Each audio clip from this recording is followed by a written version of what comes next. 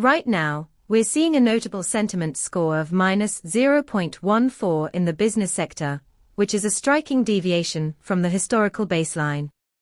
This isn't just a minor fluctuation, it indicates a growing feeling of uncertainty among businesses.